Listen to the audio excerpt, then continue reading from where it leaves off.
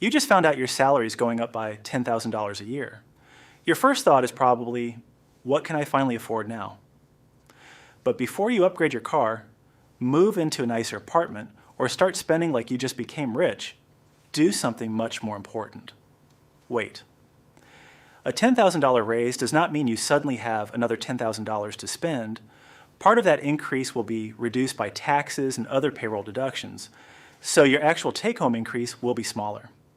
And that is exactly why your first move should not be increasing your lifestyle. Your first move should be deciding where the extra money is going before it arrives. Let's say your take-home pay eventually increases by roughly $600 a month. Don't let that $600 disappear into your normal spending. Give it jobs.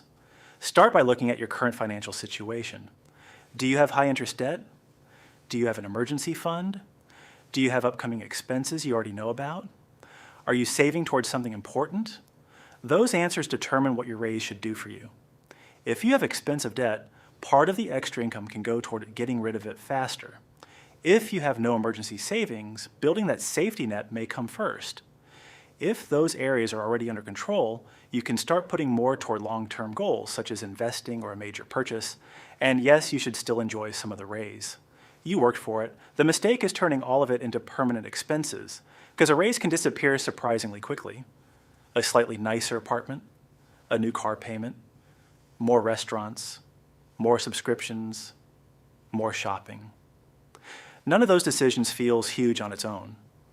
But once they're monthly commitments, your old lifestyle is gone, and your new lifestyle becomes the minimum amount of money you need just to maintain your normal life. That's called lifestyle inflation.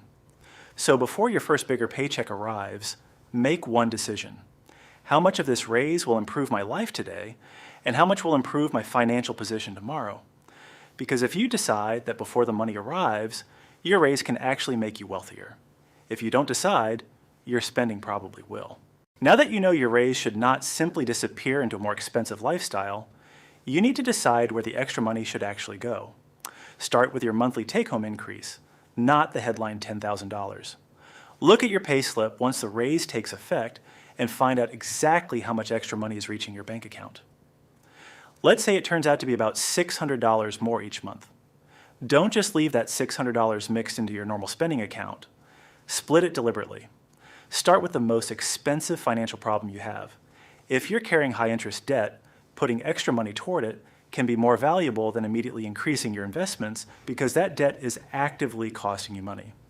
If you don't have expensive debt but have almost no emergency savings, start building that cushion. You want money available for the things you cannot predict, such as a major repair, an unexpected bill, or a period when your income changes. Once those basics are under control, you can direct more of the raise toward longer-term goals. That could mean investing more, saving for a house, building a moving out fund, or putting money aside for another major goal. The important part is that you're deciding this before the money gets absorbed into everyday spending. And here's a useful psychological trick. Automate the increase. If your paycheck gives you an extra $600 and you manually decide every month what to do with it, eventually you'll have a month where you think, I'll just keep this one. Then another. Then suddenly, the raise has disappeared. Instead, arrange for the amount you've decided to save or invest to move automatically after payday. You never have to rely on willpower because the decision has already been made. But don't send every dollar away. Give yourself a small amount of the raise to enjoy. Maybe you want better food, more trips, hobbies, or simply more breathing room. That's completely reasonable. A raise should improve your life. The trick is making sure some of the improvement is permanent wealth, not just permanent spending. Because if your income rises by $600 a month, and your lifestyle immediately rises by $600 too, you're earning more, but you're not actually getting ahead.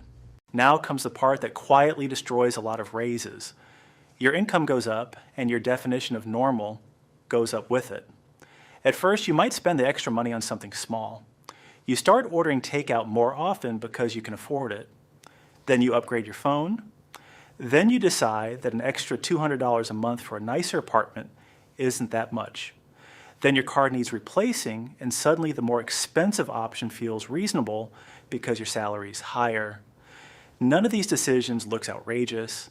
That's what makes lifestyle inflation so difficult to notice. Your old expenses don't necessarily disappear. You simply add new ones on top. So instead of your raise giving you more financial breathing room, it gives you a more expensive version of the same life. And there's a simple way to stop that from happening. Create a before and after budget, take your current monthly spending and freeze it, then look at your new income. Anything above your old spending level is your raise money. Now decide in advance how much of that raise can improve your lifestyle. For example, if your take-home pay increases by $600 a month, you might decide that $150 is for enjoying life, and the remaining $450 goes toward your financial goals.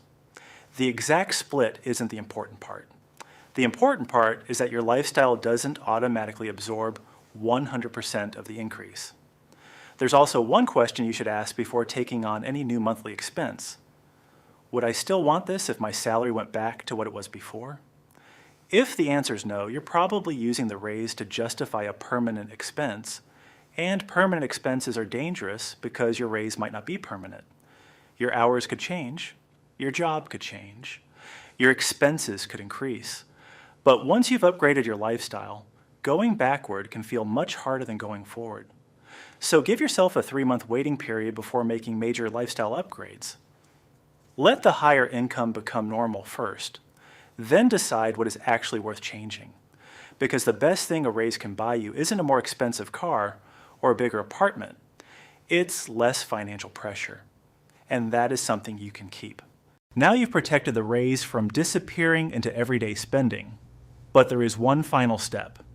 Give the extra money a long-term purpose. Take the amount you decided to save each month and turn it into a specific target. Maybe you're building a 6-month emergency fund. Maybe you're saving for a house deposit. Maybe you're investing for the future. Maybe you're paying off debt.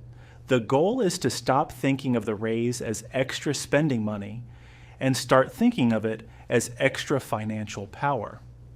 Let's say your take-home pay increased by $600 a month and you decided to direct $400 of that toward your financial goals.